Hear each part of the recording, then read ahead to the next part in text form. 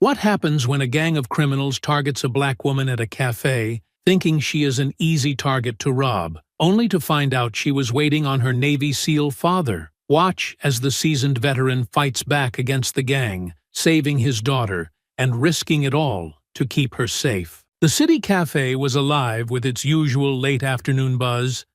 Angela Parker sat outside, savoring the warmth of the sun on her skin. Her cappuccino sat untouched on the table, a perfect swirl of foam catching the light. She tapped away on her phone, scrolling through emails and half paying attention to the lively hum of the street. She didn't notice the three men right away. Their laughter blended into the background, a low, persistent noise cutting through the clinking of cups and occasional bursts of conversation. Only when their voices grew louder and closer did Angela glance up. Three men strolled down the sidewalk, their movements relaxed but deliberate. One of them, tall and wiry, led the way, his smirk as sharp as the way his eyes scanned the street. His companions, a blond man with a scar on his jaw and a stocky figure wearing a hoodie, followed slightly behind, chuckling at something he'd said. Angela's gaze flicked back to her phone. She wasn't worried. Not yet. The cafe was busy, the patio filled with people.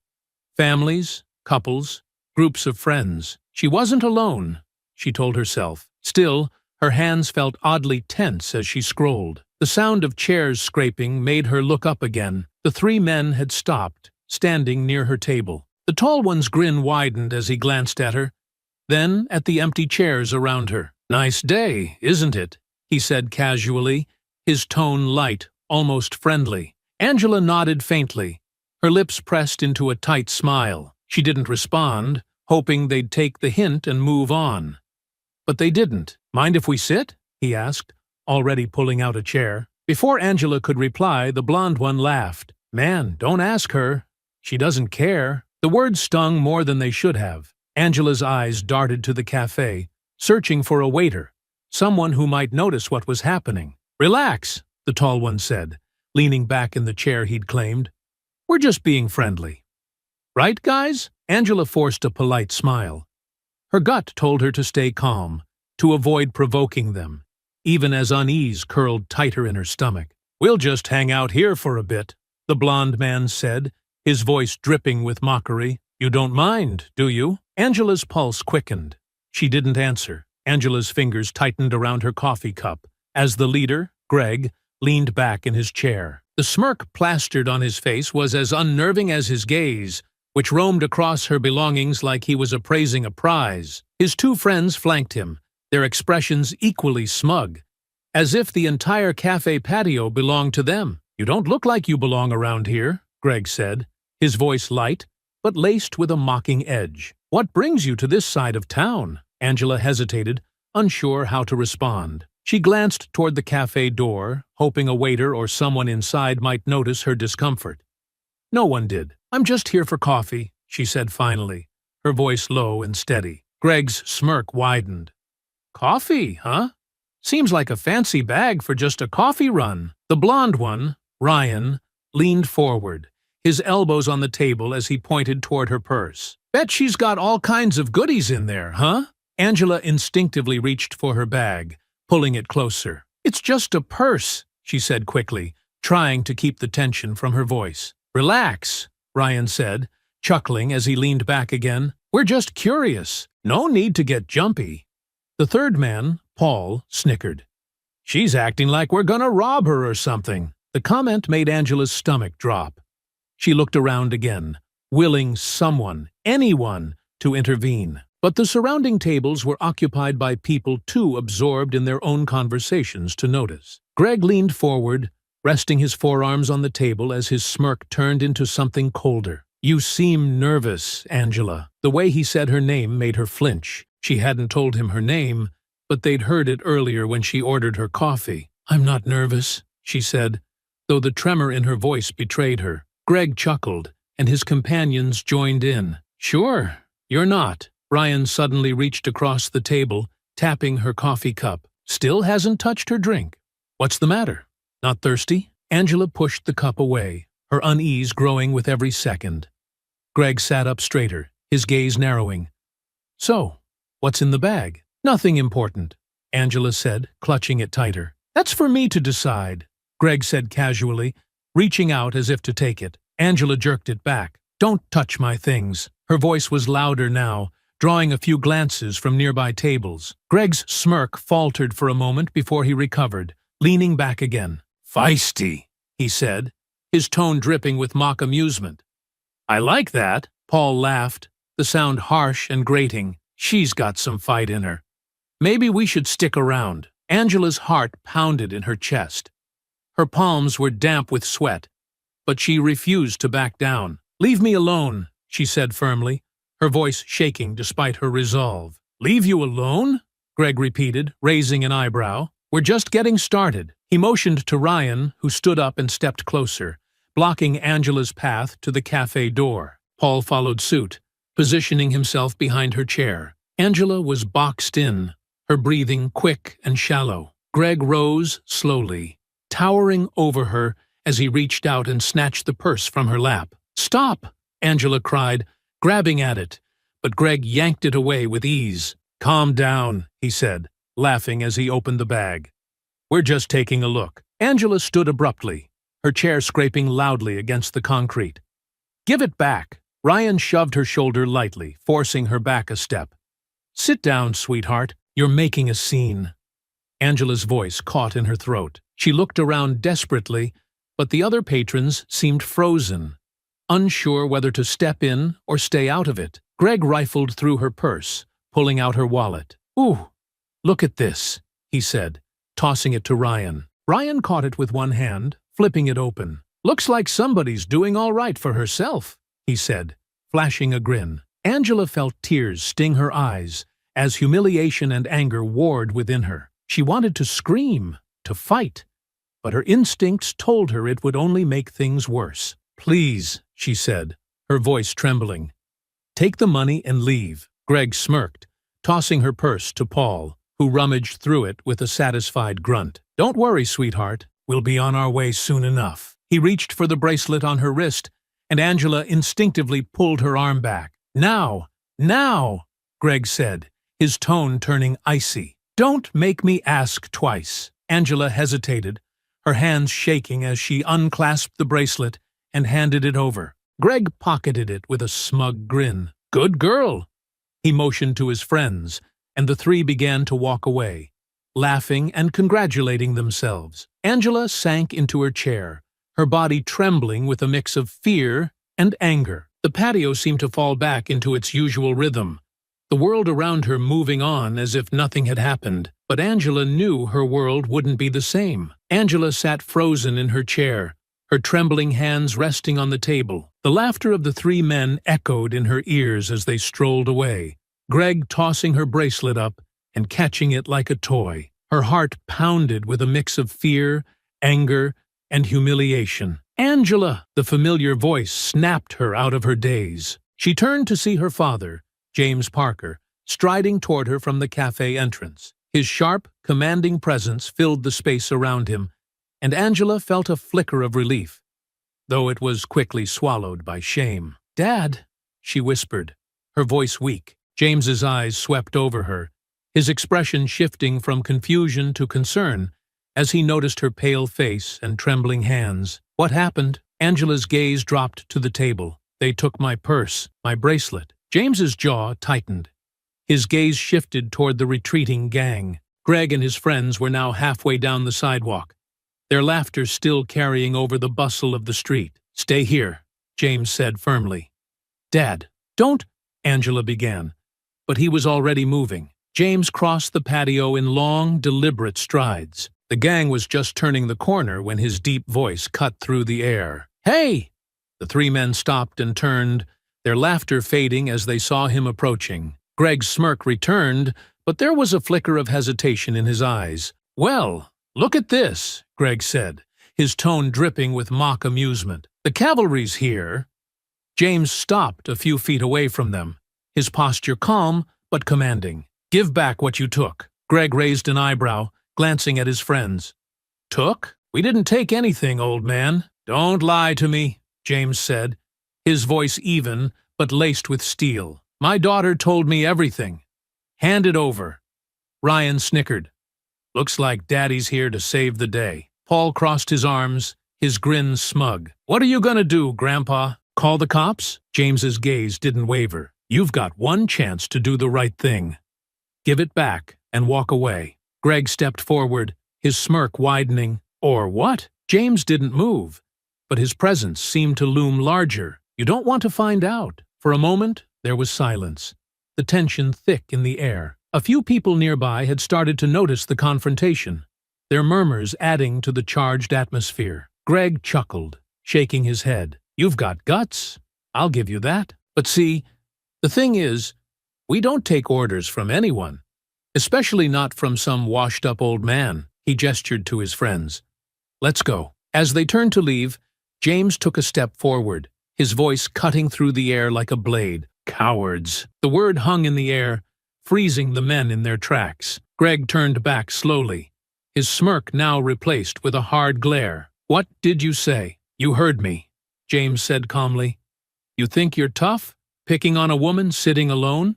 Stealing from her? That's not tough.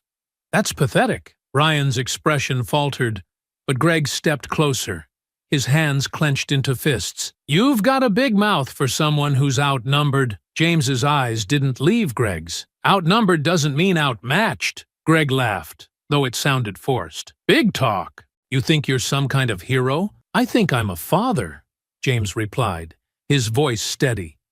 And I don't let people like you get away with hurting my family. Paul muttered something under his breath, but Greg held up a hand to silence him. His gaze was locked on James, his jaw tight. You've got guts, Greg said again, his tone colder now.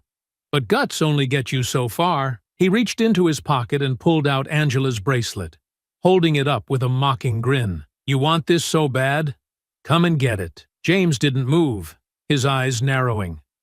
This is your last chance. Drop it and walk away. Greg tossed the bracelet lightly into the air and caught it, his grin widening. Make me. The standoff had drawn the attention of more onlookers now, the murmurs growing louder. Angela watched from her seat, her hands gripping the edge of the table. James's posture shifted slightly, his body language calm but ready. You really want to test me? Greg took another step forward, his grin now a sneer. I think I do. The tension in the air was electric, the patio falling silent as the confrontation reached its breaking point. The standoff felt like it lasted forever, though it was only seconds. James stood firm, his eyes locked on Greg, while the gang leader smirked, tossing Angela's bracelet lightly from hand to hand. Around them, murmurs from bystanders grew louder, but no one stepped forward. Angela's pulse raced as she watched the scene unfold. Her father's calm, unyielding stance was a stark contrast to the tension crackling in the air. She knew what he was capable of, what years of Navy SEAL training had honed, but she also knew he didn't want to escalate this. She couldn't stay seated any longer. Forcing herself to move, Angela got up and hurried toward them, her voice trembling but determined. Dad, stop, she said, stepping between him and Greg. Her hands went to his chest, trying to physically push him back. It's not worth it. Let them go. James's gaze shifted to her, his expression softening slightly. Angela, they stole from you. They humiliated you. I know, she said, her voice cracking, but this isn't the way. Please. Her eyes pleaded with him, and for a moment, James hesitated. He let out a slow breath, his fists unclenching as he placed a hand on her shoulder. All right, he said quietly. Let's go. Angela exhaled in relief, stepping back to lead him away. But just as they turned, Greg's voice rang out, loud and venomous. Yeah, that's right. Walk away, he sneered. Just like the cowards you people always are. The words cut through the air like a blade. Angela froze, her blood running cold. James stopped mid-step, his shoulders stiffening as he let out a deep sigh. Greg chuckled, clearly enjoying himself. What? Too scared to stand up for your little girl? Figures. Angela's grip on her father's arm tightened. Dad, don't, she whispered, her voice trembling. But James was already turning around. His expression was calm, almost resigned, as though he had hoped it wouldn't come to this, but knew it always would. You just couldn't keep your mouth shut, could you? James said, his tone dangerously even. Greg spread his arms in mock innocence. What? Just telling it like it is? Ryan and Paul exchanged uneasy glances, their bravado faltering as James stepped forward. I gave you every chance to walk away, James said, his voice low and steady. Now, you'll regret not taking it. Greg's smirk faded, replaced by a flicker of uncertainty. Big talk, old man. Let's see if you can back it up. The fight broke out in an instant. James moved like a coiled spring, his speed and precision catching them off guard. His fist connected with Greg's jaw before the gang leader could react, sending him stumbling backward. Ryan lunged at James from the side, but James sidestepped effortlessly, grabbing Ryan's arm and twisting it behind his back. Ryan cried out in pain as James shoved him toward Paul, who barely managed to catch him. Greg recovered quickly, his expression now twisted with anger. He charged at James, swinging wildly, but James ducked under the blow and countered with a swift punch to the gut. Greg doubled over, gasping for air. "Stop him!" Greg barked, his voice hoarse. Paul hesitated, but then rushed forward, throwing a clumsy punch. James caught his wrist mid-swing, twisting it hard enough to make Paul yelp and drop to one knee. Angela watched, frozen in a mix of awe and fear. Her father was outnumbered, but he moved with an efficiency that made it clear he was in control. Greg, now furious, pulled something from his pocket, a small knife that gleamed in the afternoon sun. "Dad!" Angela screamed, her voice breaking. James's eyes flicked to the knife, his body tensing. Greg lunged at him, but James sidestepped again, grabbing Greg's wrist and slamming it against the edge of a nearby table. The knife clattered to the ground. Ryan scrambled back to his feet, his face twisted in anger. "You're dead, old man!" he shouted, charging at James again. James turned just in time, grabbing Ryan by the front of his shirt and shoving him into Paul, who had also risen. The two men stumbled, but quickly regained their footing, this time moving in unison. Greg, still clutching his side, barked at them. "Take him down!" The fight intensified as Ryan and Paul tried to corner James. Greg joined in, throwing a wild punch that barely missed. James ducked and delivered a punishing kick to Greg's knee, sending him sprawling to the ground. Angela's heart raced as she watched the chaos unfold. Despite their numbers, it was clear the gang wasn't prepared for someone like her father. Greg struggled to his feet again, glaring at James with pure hatred. "You're gonna pay for this," he spat, lunging at him once more. James sidestepped and delivered a precise blow to Greg's ribs, sending him crashing into a nearby table. Paul and Ryan hesitated, their confidence clearly shaken, but they rallied and pressed on. The onlookers gasped as the fight raged on, tables tipping over and chairs scattering. James remained in control, his movements sharp and calculated, but the gang refused to give up. The fight continued to escalate, the gang becoming more desperate with each failed attempt to take James down. The scene was chaos. Tables and chairs were overturned, and the clatter of metal and wood punctuated the escalating brawl. Onlookers edged back, too shocked or fearful to intervene. Angela stood frozen near the edge of the fray, her heart pounding as her father faced off against the three men. James moved with precision, his calm exterior belying the controlled fury in every strike. Greg, nursing his ribs after a punishing blow, gestured for Ryan and Paul to regroup. "Surround him!" Greg barked, his voice sharp with desperation. Ryan and Paul spread out, flanking James, who stood firm in the middle of the patio. His sharp eyes darted between the two men, reading their every move before they made it. Ryan lunged first, swinging a wild punch aimed at James's head. James ducked, pivoting smoothly and catching Ryan's arm. With a swift twist, he wrenched Ryan to the ground, the man crying out as his shoulder hit the pavement. Paul seized the opening and rushed in, throwing a heavy punch.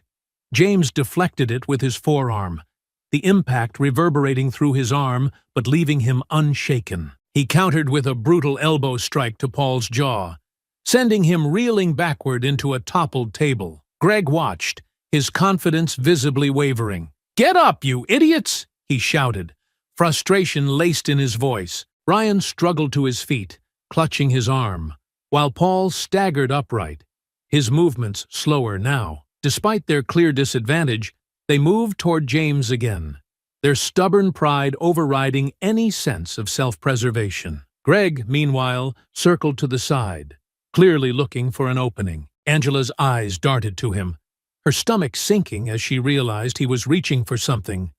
A broken chair leg lying amidst the chaos. "Dad! Behind you!" Angela shouted, her voice cutting through the noise. James turned just in time to see Greg swing the chair leg. He raised his arm to block it, the wood splintering against his forearm.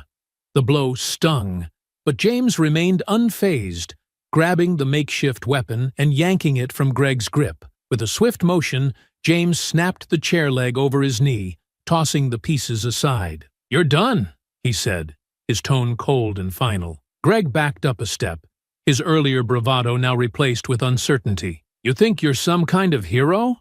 he spat. James didn't reply.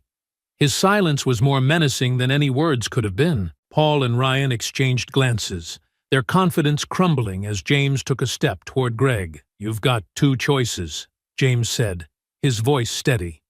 "Leave now, or keep going and regret it." Greg sneered, trying to regain control. "We're not scared of you," but the tremor in his voice betrayed him. Ryan shifted uneasily. "Maybe we should just go, Greg," he muttered, wiping blood from the corner of his mouth. "Shut up!"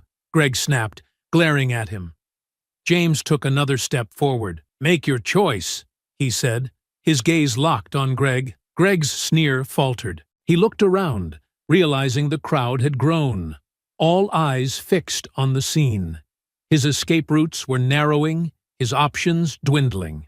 But instead of backing down, Greg let out a frustrated yell and charged at James one last time. James sidestepped the attack with practiced ease, delivering a precise kick to Greg's leg that sent him sprawling onto the pavement. Ryan and Paul hesitated for a split second before rushing in together, desperate to turn the tide. James met them head-on. He grabbed Ryan by the front of his shirt and delivered a knee to his midsection, leaving him gasping for air as he collapsed to the ground. Paul swung wildly, but James blocked the blow and countered with a quick jab to Paul's temple, knocking him off balance. Within moments, all three men were on the ground, groaning in pain and clutching their injuries. The patio fell silent, except for the ragged breaths of the defeated gang. James stood over them, his breathing steady, his expression calm but commanding. "You had your chance," James said, his voice low but carrying the weight of authority. He stepped back,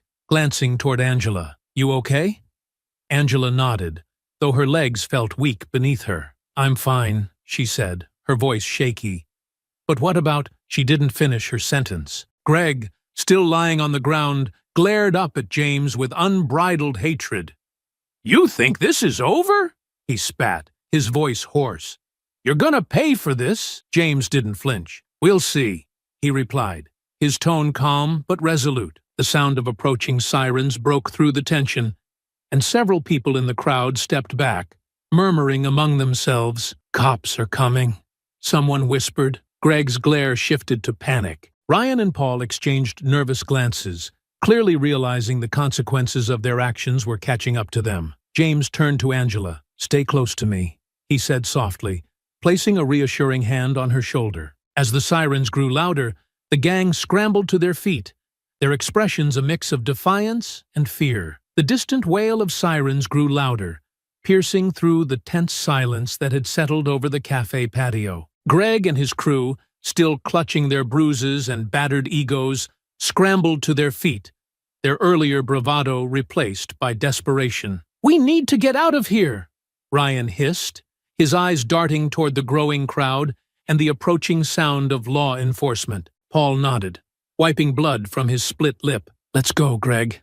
This isn't worth it." Greg, still glaring at James, hesitated. His pride burned hotter than the pain radiating from his ribs. "You think this is over?" he growled, his voice low and venomous. "I'll remember this." James didn't respond, his steady gaze locked on Greg. The silence spoke louder than any words, unnerving the gang leader even further. "Greg, come on," Ryan urged, tugging at his arm.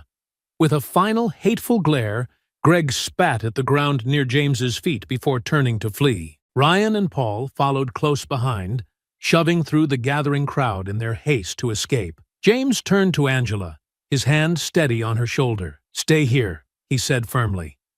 Her eyes widened in alarm. "Dad, don't—" "They're not getting away with this," James interrupted, his tone calm but resolute. Angela hesitated, her heart pounding. She knew there was no stopping him now. "Be careful," she whispered, her voice trembling. James gave her a reassuring nod before turning and jogging after the fleeing men. The chase moved quickly through the city streets, the gang pushing past pedestrians and weaving through traffic in a desperate attempt to disappear. Greg led the way, his movements frantic but determined, his mind racing for an escape plan. "They're not gonna catch us," Greg panted, glancing back over his shoulder.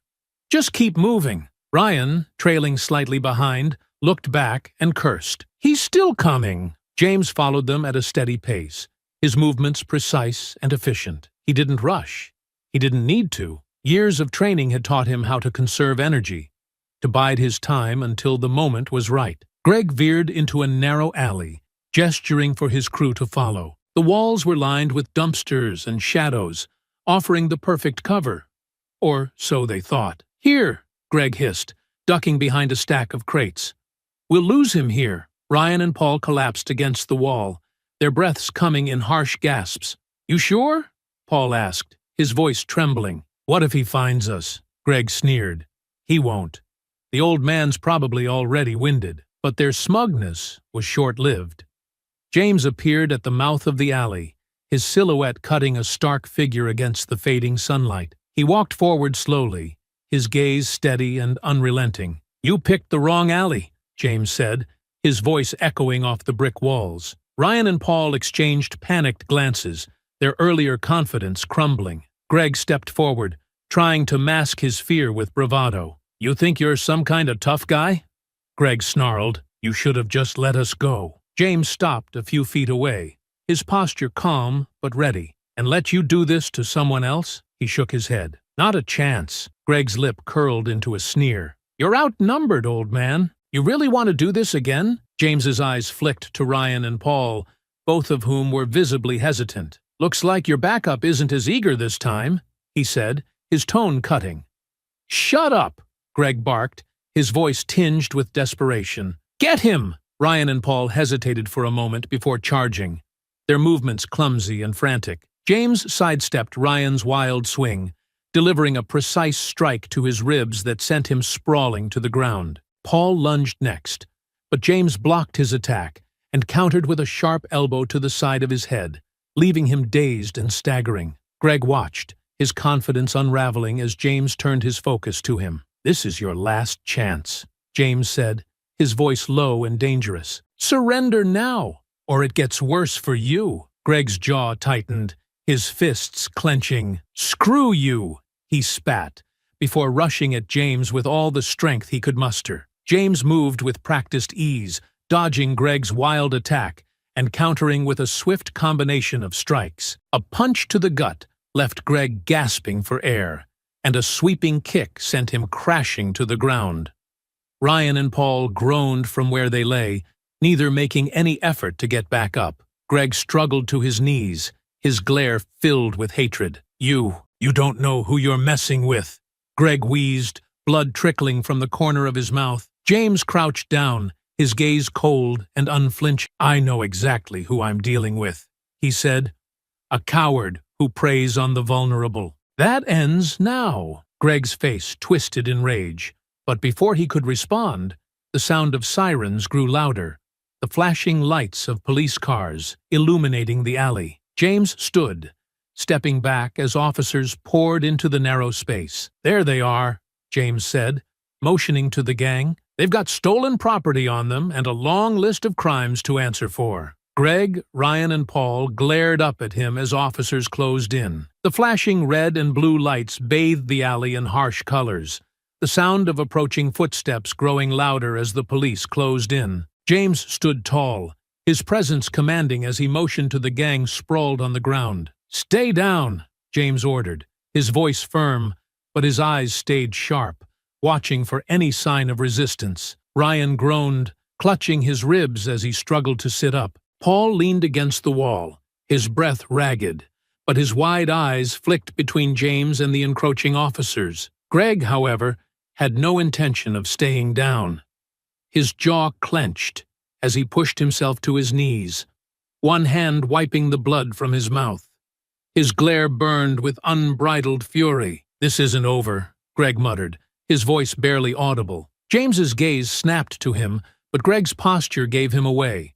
A slight shift of weight, the subtle coil of muscles preparing to spring. "Don't even think about it," James warned, his voice cold and steady. But Greg thought about it. With a sudden burst of energy, he lunged forward, shoving past James with all his weight. The force caught James slightly off guard, and Greg seized the opportunity to dart toward the alley's other exit. "Stop him!" James barked, turning to pursue. Ryan and Paul, emboldened by Greg's escape, scrambled to their feet. Paul shoved a nearby dumpster toward James, forcing him to sidestep. Ryan followed up by charging at James, his movements clumsy but determined. James reacted instinctively, his Navy SEAL training taking over. He sidestepped Ryan's charge and used the momentum to shove him into the wall. Ryan crumpled with a groan, but the brief scuffle cost James precious seconds. Greg was already halfway down the alley, his movements frantic but quick.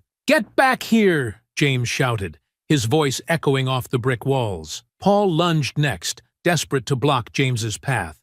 James met him with a precise strike to the chest, sending him sprawling to the ground, coughing and gasping for air. By the time James cleared the obstacles, Greg had disappeared around the corner. The police officers finally reached the scene, their voices loud and authoritative as they ordered Ryan and Paul to stay down. One officer looked to James. "Are you all right, sir?" James nodded, his breathing steady but his jaw tight with frustration. "I'm fine, but their leader got away." The officer glanced toward the alley's exit. "We'll set up a perimeter.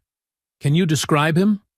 James's expression hardened. "Greg, mid-30s, wiry build, brown hair.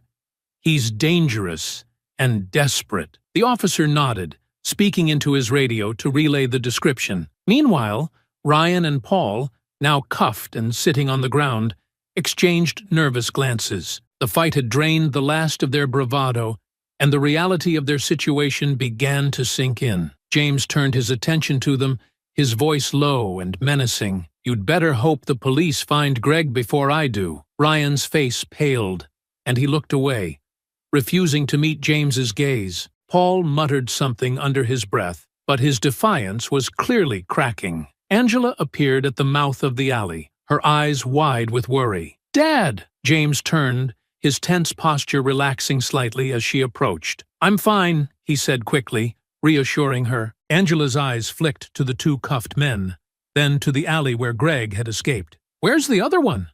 James's jaw tightened. "He ran." Angela hesitated, fear and anger warring on her face. "What now?" James glanced at the officers taking Ryan and Paul into custody. "Now, we start tracking him down.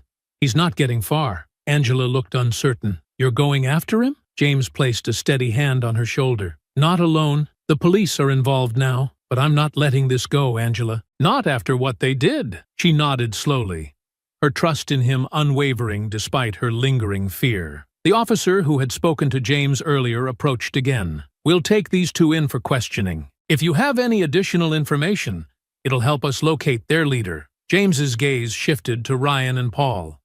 "Don't worry, they'll talk." The officer raised an eyebrow but said nothing, turning back to help his colleagues load the two men into a squad car. As the alley began to clear, Angela touched her father's arm. "What if they don't catch him?" James's expression hardened, his voice quiet but resolute. "Then I will." Angela didn't respond, but the determination in his voice was enough to ease her worries. For now, Greg might have escaped, but James knew one thing for certain: the hunt wasn't over. Hours later, the police station hummed with quiet urgency. James and Angela stood in a small observation room, separated from the interrogation chamber by a pane of reinforced glass. Inside, Ryan and Paul sat slouched in metal chairs, cuffed to the table, their faces bruised and sullen. An officer stood nearby, arms crossed, watching the two men with a sharp, critical eye. Angela stared through the glass, her hands clenched into fists. "What if they don't talk?" she asked, her voice tight with anger and frustration. "They will," James said evenly, his focus never leaving the men in the other room. "They're cowards, and when cowards realize they're alone, they start talking." A detective stepped into the observation room, his notepad in hand, and an air of weariness about him. He nodded at James. "We've started questioning them. They're not saying much yet. Tough guy act. You know how it is." James folded his arms, his expression steely. "Let me in there," the detective frowned. "Sir, I get it. You've got personal stakes here, but this isn't a movie. We've got procedures. Let us handle this." James's voice dropped, firm and unyielding. "Your procedures won't work on them. They need to see the man who put them down, and they need to know I'm not bluffing. I'll get what you need." The detective hesitated, clearly weighing the request. He glanced at Angela, then back to James. "You push too hard, and we lose what little cooperation we have." "I won't push them too hard," James said, though his tone left no room for argument. "I'll get them to talk. You'll get your leads." After a long pause, the detective sighed and gestured toward the door. "Fine, but keep it clean. I'm watching." James nodded and turned toward the interrogation room. The door opened with a faint creak, and James stepped inside. His presence immediately shifted the atmosphere. Ryan's head snapped up, his jaw tightening when he recognized him. Paul, already nervous, visibly shrank in his chair. "You!" Ryan muttered, his voice dripping with resentment. James closed the door behind him, taking his time as he approached the table. He didn't sit.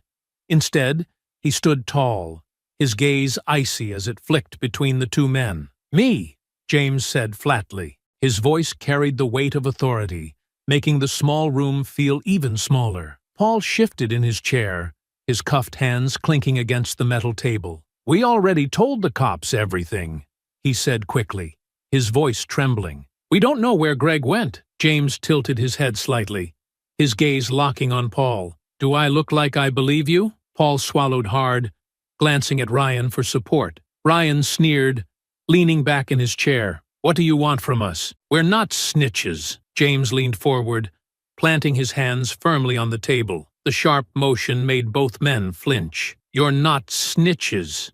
No, you're cowards. Cowards who ran when things got tough and left your leader to fend for himself. How do you think Greg feels about that?" Ryan's face darkened. "Shut up. You don't know anything." "Oh, I know plenty," James shot back, his voice rising. "I know Greg ditched you the second he had a chance. And I know you two are sitting here about to take the fall for everything he's done. So tell me, what's your plan? Protect him? Go to prison for him?" Paul's gaze dropped to the table, his shoulders slumping. "We don't." "Don't even start," James snapped, cutting him off. He stood straight, pacing slowly around the table. "You know exactly where Greg would go. He didn't just disappear. He's got a hideout. A plan.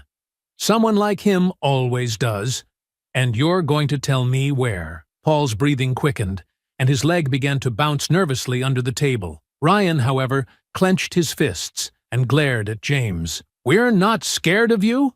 he spat. James stopped pacing, turning to face Ryan directly. "You're not scared?" He leaned in, his voice lowering to a menacing growl. "You should be, because you've already seen what I can do. And if you think the cops are going to protect you when Greg finds out you cracked, you're dead wrong." Ryan flinched, but quickly masked it with a sneer. "You think you're so tough, don't you?" James didn't blink. "I don't think." "I know." He straightened, his gaze flicking back to Paul. "Last chance. Talk." Paul's voice cracked as he finally broke. "There's a warehouse," he blurted out, his words tumbling over each other. "East side of town. He's used it before when things got messy." Ryan whipped his head toward Paul, his expression a mix of shock and fury. "What the hell are you doing?" "I'm not going down for him, Ryan," Paul shot back, his voice desperate.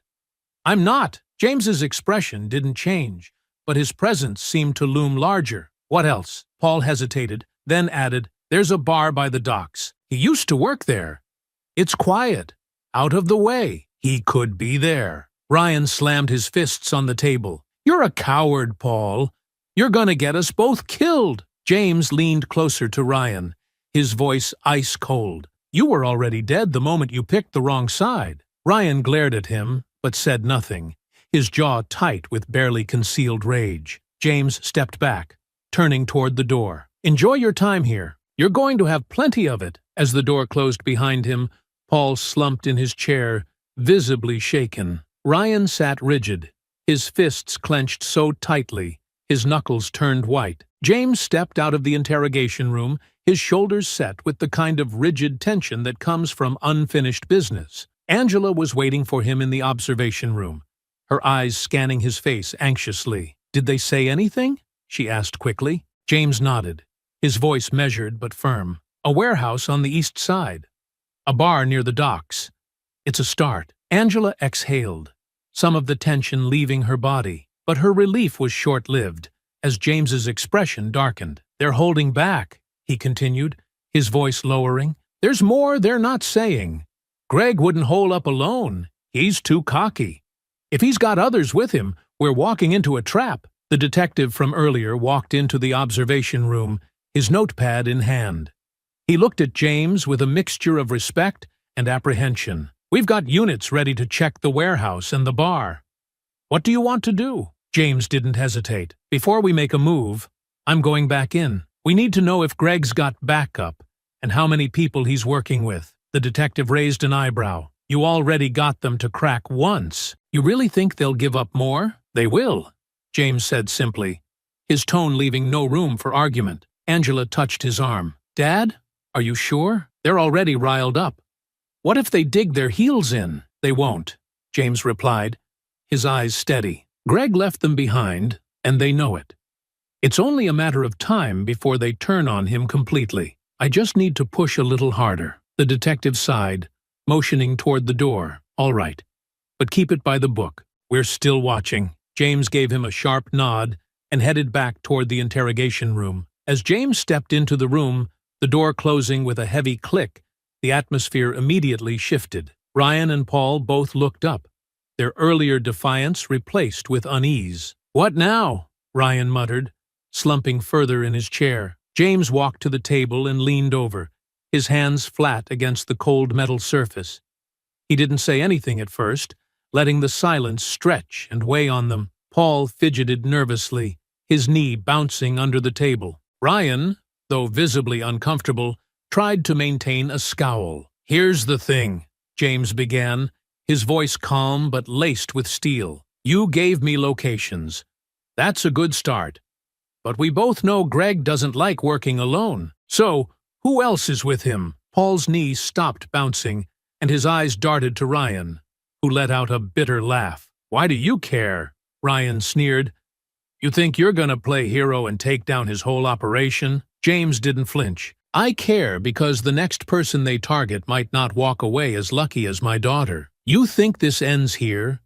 You think Greg's going to stop because you're sitting in this room? He's already planning his next move, and if we don't stop him, someone else gets hurt. Paul shifted in his seat, his discomfort growing. I told you what I know, he said weakly. The warehouse, the bar, that's all I've got. James turned his attention to Paul, his gaze sharp. You're lying. You know who Greg works with. You've seen them, heard their names. Tell me. Paul swallowed hard, his gaze dropping to the table. Ryan scoffed. You're wasting your time. Greg doesn't tell us everything. He doesn't trust anyone. James straightened, his voice rising slightly. Oh, he trusts someone? He wouldn't operate without a safety net. If you want to stay here and protect him, fine. But know this, he won't do the same for you. The second he feels cornered, he'll throw you under the bus, without a second thought. Paul's breathing quickened, his resolve clearly cracking. There's one guy, he said, his voice barely audible. Paul, shut up, Ryan snapped, slamming his fists on the table. No, I'm done, Paul shot back, his voice breaking. You saw how he ran. He left us. You think he cares about what happens to us? James stepped in, his voice calm but commanding. Who's the guy? Paul hesitated, then blurted out, Eddie. He's got connections all over. Greg trusts him with the big stuff, moving stolen goods, finding hideouts. If Greg's got a plan, Eddie's part of it. James nodded slowly. Where do I find Eddie? Paul looked down at his cuffed hands. I don't know exactly, but he hangs around the docks sometimes. He's got a truck, a black one. Always keeps moving, never stays in one spot for long. James turned to Ryan, who was glaring daggers at Paul. Anything to add? Ryan said nothing. His jaw clenched so tightly it looked like it might snap. Thought so, James said, stepping back. You can sit here and stew all you want. Greg's already left you behind, and now you'll be the ones paying for everything he's done. Paul sagged in his chair, while Ryan sat stiffly, his glare boring into the table. As James left the room, the door shutting behind him, Angela looked up expectantly. What did they say? Greg's got a guy named Eddie, James said grimly.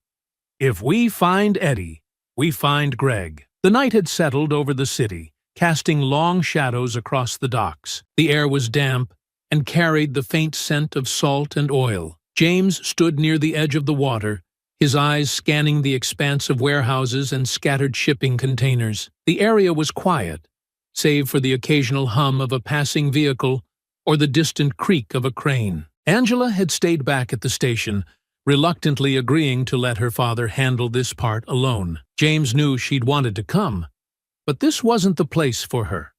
This was about precision and experience, qualities he'd spent years perfecting. He turned his attention back to the task at hand. Paul's tip about Eddie was all he had to go on, but it was enough. A black truck, always moving, lurking near the docks. James knew that anyone as connected as Eddie wouldn't be hard to find once you started asking the right questions. James approached a small cluster of men standing near a stack of crates, their cigarettes glowing faintly in the dark. They looked up as he neared, their expressions guarded. Hey, James said, his voice steady but firm. I'm looking for Eddie.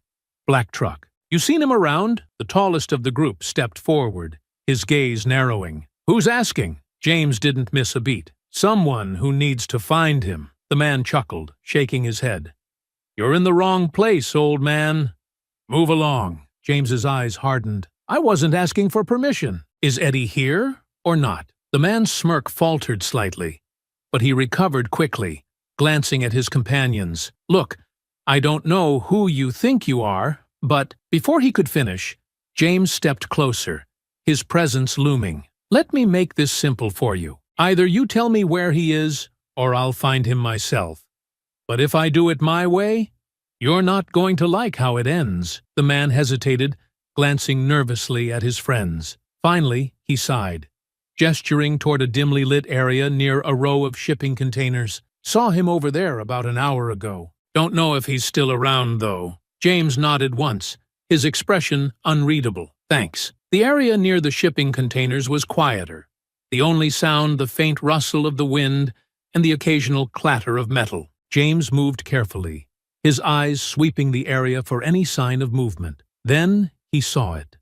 A black truck parked near the end of the row, its engine idling faintly. James approached slowly, his footsteps silent against the gravel. As he neared, he caught sight of a figure leaning against the side of the truck, smoking a cigarette. The man was tall and wiry, his face partially obscured by the shadows. Eddie, James called out, his voice cutting through the stillness. The man froze, his head snapping up. Who the hell are you? He demanded, his hand instinctively reaching for something in his jacket. James stopped a few feet away, his posture calm but ready. I'm here about Greg. Eddie's eyes narrowed, and he let out a bitter laugh. Greg? What did he do now? You already know, James said flatly. He's in trouble. And so are you if you don't start talking. Where is he? Eddie sneered, tossing his cigarette to the ground. You think I'm just gonna tell you? Get lost. James took a step closer, his voice dropping to a dangerous tone. Greg doesn't care about you. The second things go south, he'll leave you behind just like he did Ryan and Paul. Do you really want to go down for him? Eddie hesitated, his bravado faltering for just a moment. James pressed on. I already have 2 of his guys in custody. They're talking. They gave me your name, so don't waste my time. Eddie cursed under his breath, his eyes darting around as if searching for an escape. Finally he sighed, leaning back against the truck. He's got a spot, Eddie admitted reluctantly. An old warehouse, deeper in the docks. It's not on any map. Just an abandoned place he uses when he needs to lay low. James's gaze didn't waver. How many people does he have with him? 2? Maybe 3, Eddie said, his voice bitter. Hired muscle. But Greg doesn't trust anyone too much. They're just there to keep him safe. James nodded slowly. Where exactly is it? Eddie rattled off an address, his tone resentful. Good choice, James said, his voice cold. Stay out of this, Eddie. You don't want what's coming for Greg. Eddie glared at him but didn't respond. Back at the station, James relayed the information to the detective, who immediately began organizing a team to raid the warehouse. Angela listened intently, her expression a mix of relief and anxiety. You found him? She asked. We've got a location, James confirmed. But this isn't over yet. The detective clapped James on the shoulder. You did good work. We'll hit the warehouse tonight. James nodded, his jaw tight. I'm going with you. Dad, Angela began, but he cut her off with a sharp look. This ends tonight, James said firmly. The team gathered outside the abandoned warehouse in the dead of night, the air thick with tension. The structure loomed ahead, its rusted walls and shattered windows bathed in faint moonlight. It looked like it had been forgotten by the world. But James knew better. This was where Greg was holed up, likely waiting for the chaos to blow over. A detective stood next to James, gesturing toward the tactical team assembled nearby. We're going in silent. We'll breach from 2 sides, sweep the place, and secure the area. James nodded, his eyes fixed on the building. What's the plan if Greg resists? The detective adjusted his vest. We'll handle it. You're here as an observer, remember? James didn't respond, but his clenched jaw made it clear he had no intention of standing idly by if things went south. Angela had stayed back at the station, reluctantly agreeing to let her father handle this part alone. James knew she'd wanted to come, but this wasn't the place for her. This was about precision and experience, qualities he'd spent years perfecting. As the team moved into position, James stayed close to the lead officer, his sharp gaze scanning every shadow and crevice. The building's silence was unsettling, broken only by the faint creaks of its rusted frame. The first breach came swiftly and without warning. A battering ram smashed through the front door, and officers poured inside, their flashlights slicing through the darkness. "Clear the left!" one officer barked, his voice low but urgent. James followed closely, his movements precise and deliberate. His eyes flicked over the dilapidated interior. Piles of debris, overturned crates, and broken machinery cluttered the space. The team moved methodically, room by room.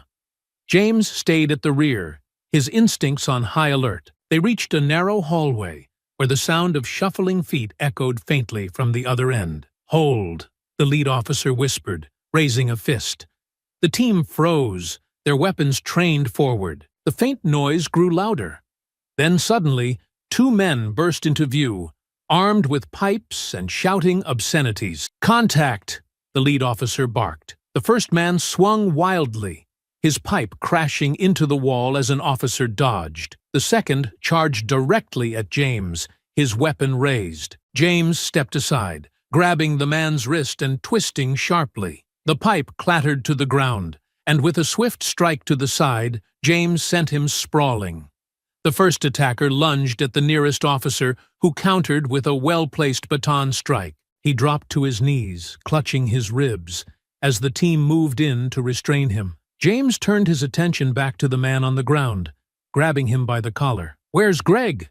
he demanded, his voice low and cold. The man glared at him, blood dripping from a split lip. "Go to hell." James tightened his grip, his voice dropping even lower. "Wrong answer. Try again." "Upstairs?" the man finally spat, his defiance cracking under James's unyielding stare. "He's on the top floor.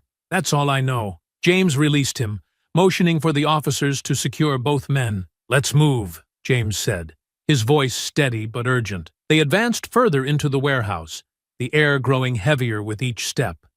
The sound of shuffling grew louder again. More men waiting to ambush them. Around the next corner, 3 more figures emerged, their weapons raised. One of them, a burly man with a shaved head, charged forward, swinging a heavy chain.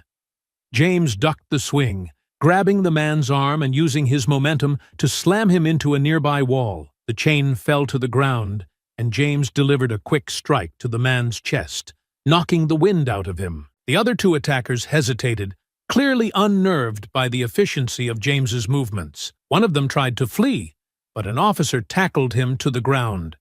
The last man stood his ground, brandishing a knife. "You're making a mistake," James said, his voice calm but sharp. "Drop it," the man sneered, lunging forward. James sidestepped, grabbing the man's wrist and twisting it until the knife fell. A quick kick to the back of the knee sent the man to the ground, where officers moved in to secure him.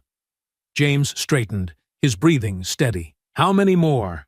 he asked the nearest officer. "Unknown," the officer replied, his voice tight. James glanced up toward the top floor, where faint light seeped through the cracks in the walls. He could feel the tension building. Greg was up there, waiting. "Let's finish this," James said, his tone leaving no room for argument. The warehouse had grown eerily quiet, save for the soft hum of machinery in the distance. The team moved in tight formation, their boots echoing in the silence. James's eyes remained locked on the staircase ahead. Every step felt like it brought him closer to the end of this, closer to Greg. The officers had cleared the lower floors, but the top remained a mystery. Greg had already shown how far he'd go to keep control. James knew it wouldn't be easy. It never was, with men like him. As they reached the base of the staircase, James held up a hand to signal the team to stop. His instincts were sharp, and he could feel the pressure building, the silence before the storm. He gestured to the officers to spread out, forming a tight perimeter around the narrow stairs. "Stay tight. We don't know what's waiting up there," James muttered under his breath. The lead officer nodded, and they began their ascent, each step creaking under their weight. The tension was palpable, the air thick with anticipation. The top floor was dark, the only light coming from a few broken windows. Dust and debris scattered across the floor, evidence of the place's abandonment. But as James's team moved further in, the faint sound of shuffling footsteps echoed from the shadows. James's pulse quickened. He knew Greg was somewhere close, probably watching them, waiting for the right moment to strike. "Move in," James commanded, his voice low and steady. The officers spread out cautiously, scanning the room. There were crates piled high along the walls, scattered furniture and various broken items, but no sign of Greg. Then, out of the corner of his eye, James spotted movement, a figure slipping between 2 large stacks of crates. His instincts flared, and without hesitation, he moved toward the figure, his body low, eyes narrowed. Greg emerged from the shadows with a crowbar in hand, his eyes wild and filled with rage. His lips curled into a sneer as he swung the crowbar toward James. "You should have stayed out of this," Greg spat, his voice hoarse with fury. "You're just as pathetic as the rest of them." James didn't flinch. He blocked the crowbar's swing with his forearm, the impact reverberating through his body. Greg swung again, faster this time, but James was already moving, sidestepping the blow and countering with a powerful punch to Greg's midsection. Greg staggered but quickly recovered, throwing a wild punch of his own. James ducked under the swing, his body already in motion. With a quick, controlled movement, James grabbed Greg's arm and twisted it behind his back, slamming him into the wall with a sickening thud. "You're done, Greg," James said coldly, his grip tightening. "This is over," Greg gasped, struggling to free himself. But James's strength kept him pinned. The officers moved in quickly, but Greg wasn't ready to give up.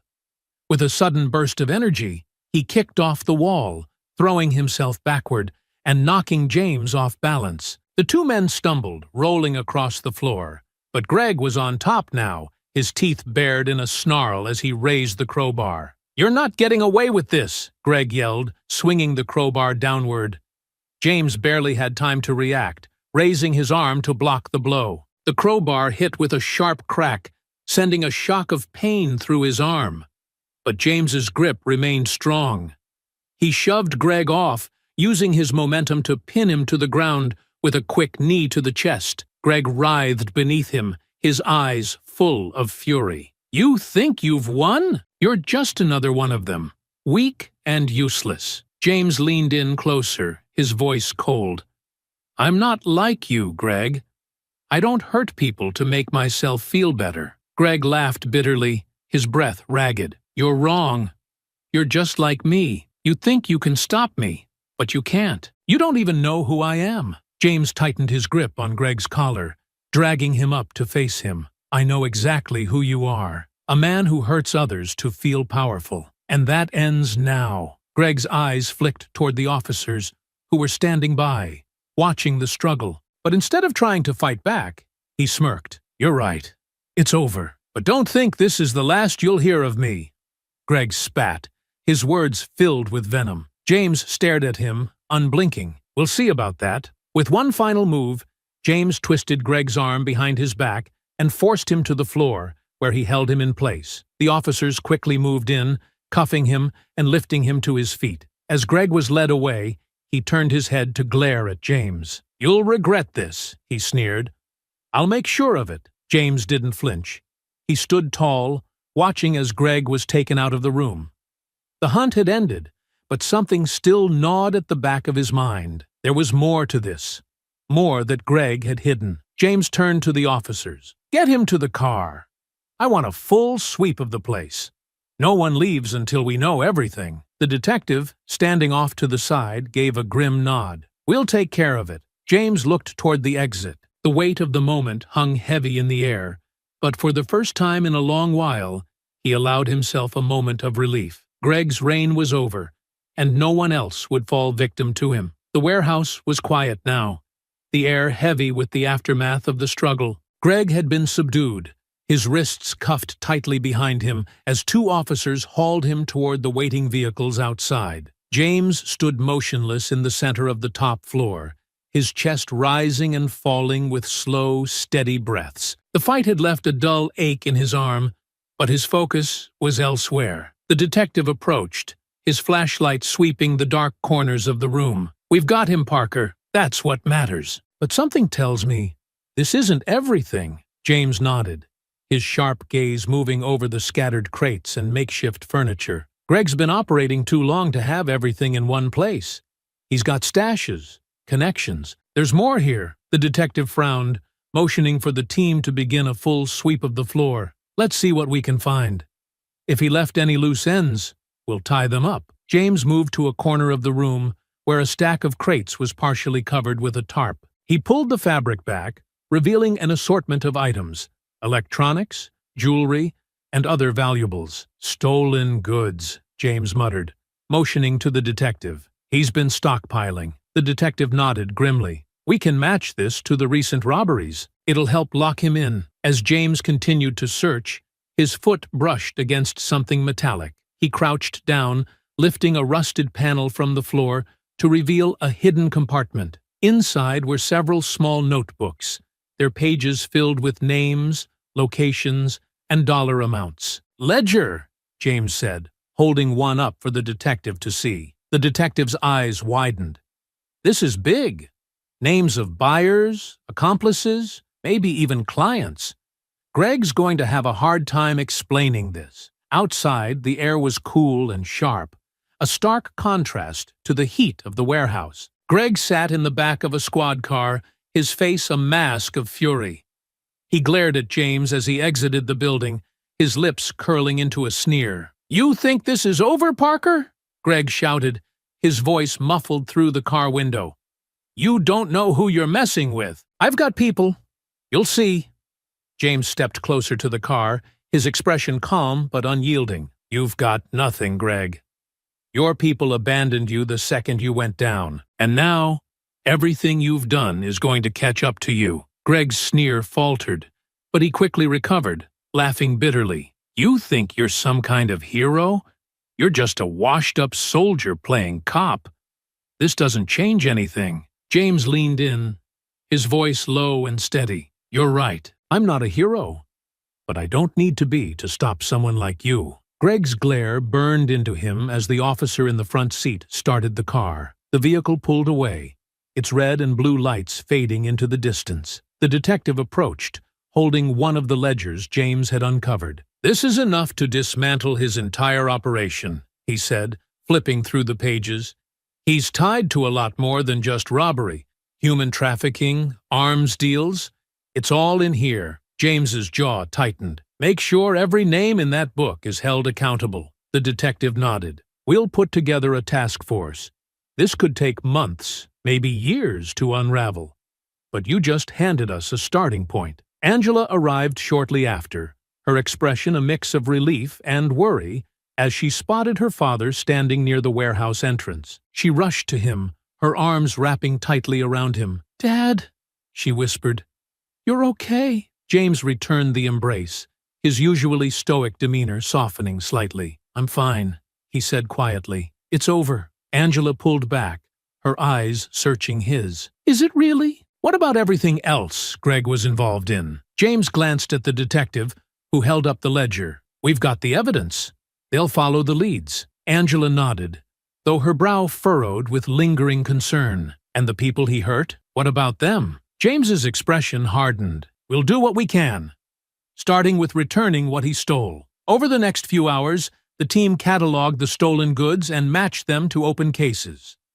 One by one, victims were contacted, their stolen possessions recovered and prepared for return. Each phone call felt like a small victory, a step toward undoing the damage Greg had caused. As dawn broke, James stood outside the warehouse, watching the sun rise over the city. Angela joined him, holding 2 steaming cups of coffee. She handed one to him, and he took it with a nod of thanks. As the city began to stir, James allowed himself a moment of peace. Greg's reign of terror was over, and though the work was far from finished, it was a victory worth savoring. The next few days were a whirlwind of activity. At the station, Greg's ledgers became the centerpiece of a rapidly growing case. Officers and detectives worked tirelessly, cross-referencing the names and transactions with unsolved crimes and known associates. Each discovery painted a more damning picture of Greg's criminal empire. James sat in a conference room with the lead detective, a map of the city spread across the table in front of them. Pins marked locations tied to Greg's activities. Warehouses, stash houses, and meeting points scattered across town. "This is bigger than we thought," the detective said, shaking his head. "He wasn't just running robberies.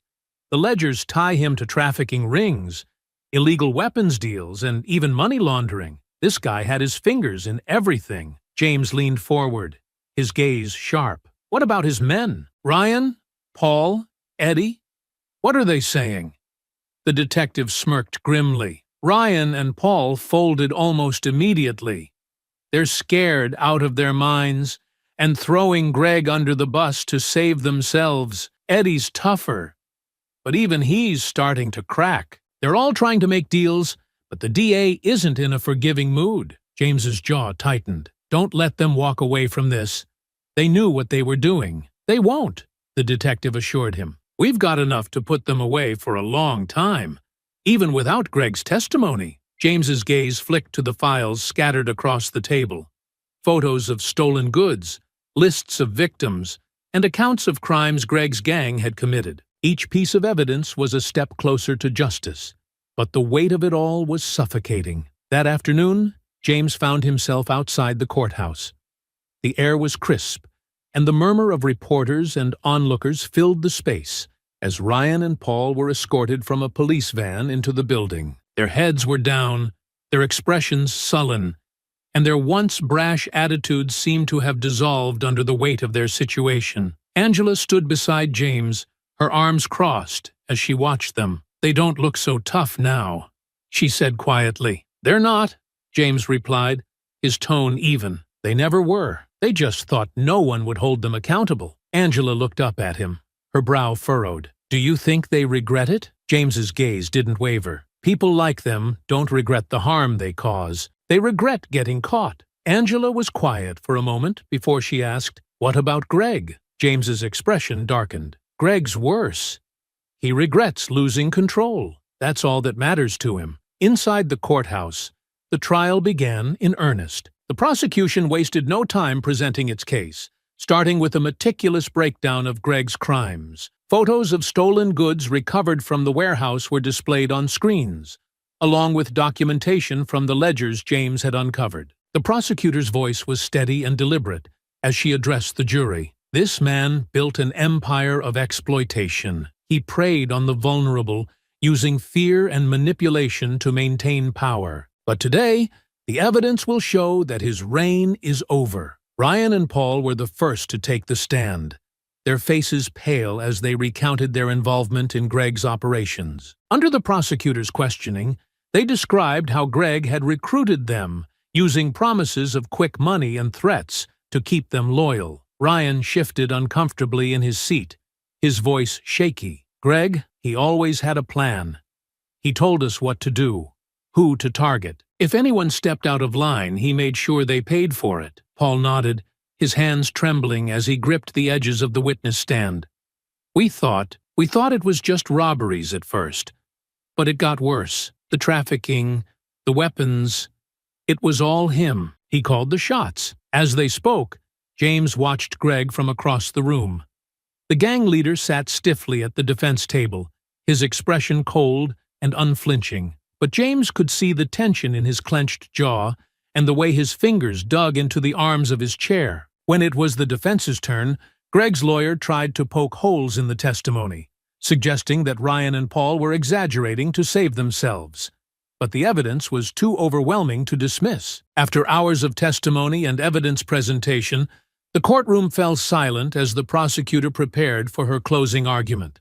She turned to the jury, her voice steady and resolute. "This case isn't just about one man's crimes," she began. "It's about the impact those crimes had on countless lives.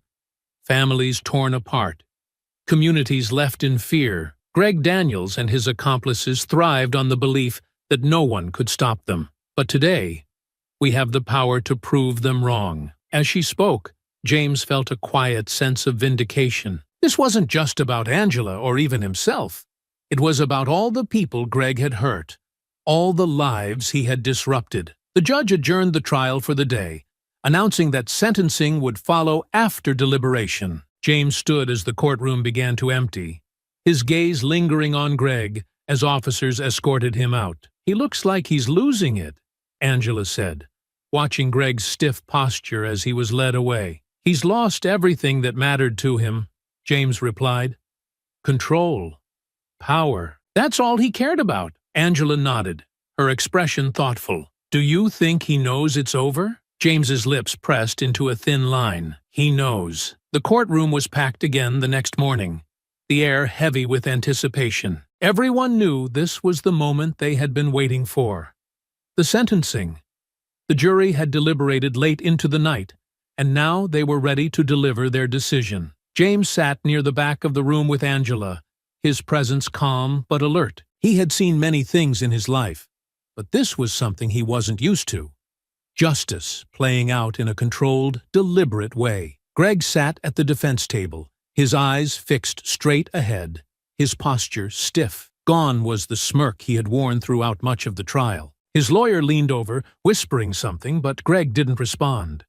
The bailiff's voice rang out. "All rise." The judge entered, her robes sweeping behind her as she took her seat. She scanned the room, her expression stern. "You may be seated." As everyone settled, the judge began. "This court has reviewed the evidence and heard the testimony presented over the last several days. The crimes committed by the defendant, Greg Daniels, and his accomplices have left a significant mark on this community. It is the duty of this court to ensure that justice is served." The prosecutor stood, her voice steady and firm. "Your Honor, the state requests the maximum sentence for Greg Daniels, given the scope and severity of his crimes. His leadership role in organized theft, human trafficking, and weapons smuggling, coupled with his lack of remorse, warrants no leniency." She gestured toward the victims in the gallery. "These individuals deserve closure. And the defendant deserves the full weight of the law. The judge nodded, then turned to the defense attorney. Does the defense have anything to say before sentencing? Greg's lawyer stood, his tone measured. Your Honor, while we acknowledge the jury's verdict, we ask the court to consider my client's difficult upbringing and the systemic failures that led him down this path. A life sentence without the possibility of parole would be excessive. James felt Angela stiffen beside him. He placed a steady hand on her arm, but his jaw clenched as he listened. Greg Daniels had every opportunity to stop what he was doing. James muttered under his breath, "He didn't, because he didn't care about anyone but himself." Angela nodded but said nothing, her gaze fixed on Greg. The judge's gavel struck once, silencing the murmurs that had begun to ripple through the gallery. She leaned forward, her voice firm. This court does not deny the existence of systemic issues. However, it is clear that the defendant, Greg Daniels, actively chose to exploit others for his gain, showing no regard for the lives he ruined. This is not a case of a single bad decision or momentary lapse in judgment. This is a pattern of deliberate, calculated harm. The judge's eyes shifted to Greg. You had chances to walk away, Mr. Daniels. Instead, you built an operation designed to hurt others while enriching yourself. And now, you must face the consequences. She took a deep breath, her next words ringing through the courtroom. Greg Daniels, this court sentences you to life in prison, with no possibility of parole for 30 years. A collective murmur rippled through the room, some gasping in relief, others nodding solemnly. Ryan and Paul were sentenced next. Their cooperation with the prosecution had earned them reduced sentences, but the judge made it clear they wouldn't escape justice. Ryan Thomas and Paul Harris, the judge said, her tone severe, your willingness to assist law enforcement is noted. However, this does not excuse your involvement in these crimes. You each played a significant role in carrying out the defendant's plans. She looked at them sharply. This court sentences you both to 15 years in prison, with eligibility for parole after 7. Consider this your chance to reflect on the lives you've impacted. James watched as the two men were led out, their heads low. He felt no sympathy for them. They had made their choices, just like Greg. Later, as the crowd began to disperse, Angela turned to James. It's done, she said softly. For now, James replied, his tone measured. Angela frowned. What do you mean? James gestured toward the files still being packed up by the prosecution team. There are still names in those ledgers. People Greg worked with. People who profited from his crimes. This was just the first step. Angela nodded slowly, her expression thoughtful. And what about the victims? The people who lost everything because of him? We'll do what we can to help, James said. The stolen goods we recovered are already being returned, but some things can't be replaced. That evening, James and Angela returned to the police station one last time. The detective met them at the front desk, his expression tired but satisfied. Greg's not getting out anytime soon, the detective said, handing James a file. We've got teams following the leads in those ledgers. With luck, we'll shut down the rest of his network before they can regroup. James took the file, flipping through the pages. Good. Make sure none of them slip through the cracks. The detective smiled faintly. You can count on it. Thanks for everything, Parker. We couldn't have done this without you. As James and Angela left the station, the cool night air wrapped around them. The city was quiet, its streets illuminated by the soft glow of streetlights. Angela looked up at her father. Do you think it's really over? James was quiet for a moment before replying. It's never over. Not completely. But for now, we've done what we can, and that's enough. Angela smiled faintly, her hand slipping into his. Together, they walked into the night, ready to face whatever came next. The house was quiet, the kind of calm that felt heavy after days of tension. Angela sat on the couch, a mug of tea cupped in her hands. The living room was dimly lit, the soft glow of a lamp casting long shadows on the walls. James stood by the window, his silhouette outlined against the faint glow of the streetlights outside. Neither of them spoke for a long time. The weight of everything that had happened lingered in the air, unspoken but palpable. Finally, Angela broke the silence. "It feels strange, doesn't it?" she said softly, her voice barely above a whisper. "Knowing it's all over. At least for now." James turned from the window, his expression unreadable. He crossed the room and sat in the armchair across from her, leaning forward with his elbows on his knees. "Strange isn't the word I'd use," he said, his voice steady but tired. "Necessary, maybe, but not strange." Angela studied his face, searching for something she couldn't quite name. "You've done things like this before, haven't you?" James nodded, his gaze dropping to his hands. "In a way. In the military, it was different. Cleaner, in a sense. Orders, objectives, a clear enemy. This was messy." Angela set her mug down on the coffee table. "Do you think they'll ever understand what they've done? Greg, Ryan, Paul, any of them?" James leaned back in his chair, letting out a slow breath. "Some might. Ryan and Paul, maybe. They're cowards, not monsters. They followed Greg because it was easier than standing on their own. But Greg," he shook his head, "Greg doesn't have the capacity for self-reflection. To him, this was just a game he lost. He'll sit in that cell and think about how he can get back at the world, not about the damage he caused." Angela frowned, picking at the edge of her sleeve. "It's so unfair. He gets to live his life, even in prison, while everyone he hurt has to pick up the pieces." James met her eyes, his expression softening. "It is unfair, but that's why we do what we can to make it right. Returning the stolen goods, dismantling his network, it doesn't fix everything, but it's a start." Angela shifted on the couch, tucking her legs under her. "Do you think about the victims? The ones we never met? The ones who didn't even know they were on his radar?" "Every day," James admitted. "People like Greg thrive because they think no one will stop them. That's why it matters so much to stand in their way." Angela looked down, her voice quiet. "You make it sound so simple, like all we have to do is stand up and it'll make a difference." James leaned forward, his tone firm but gentle. "It's not simple, and it's not easy, but it's necessary. You can't change the world overnight, Angela, but you can change it for someone. That's enough." She gave him a small smile, her eyes glistening. "You sound like a superhero, you know." James chuckled softly, shaking his head. "Hardly. Just someone who refuses to look the other way." For a while, they sat in companionable silence, the weight of their conversation settling into something quieter. Angela broke the stillness again. "What happens now?" James rubbed his hands together, the motion slow and deliberate. "Now, we wait. The police have the ledgers. They'll track down the rest of Greg's network. And we help where we can. That's all we can do." "And you?"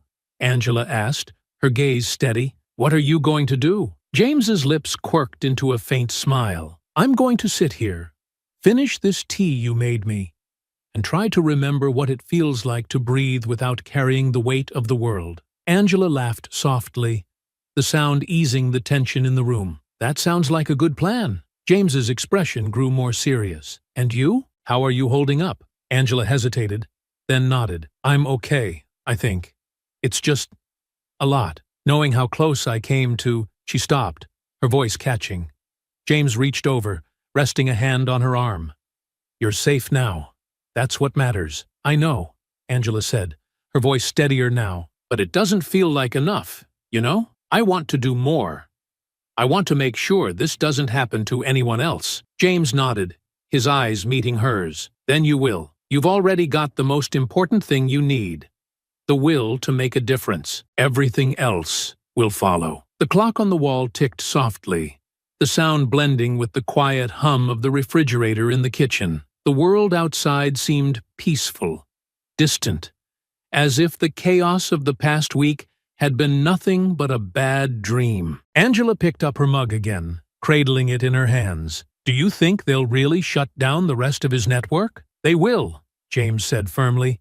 "It'll take time, but the police know what they're doing. Greg's empire is crumbling, and there's no one left to hold it together." Angela nodded, her expression thoughtful. "Good." James smiled faintly, leaning back in his chair. "Good." As the night deepened, they sat together, their conversation fading into a comfortable quiet. The fight was over, for now, but both knew there would always be more to do. And that was okay. They would face it together.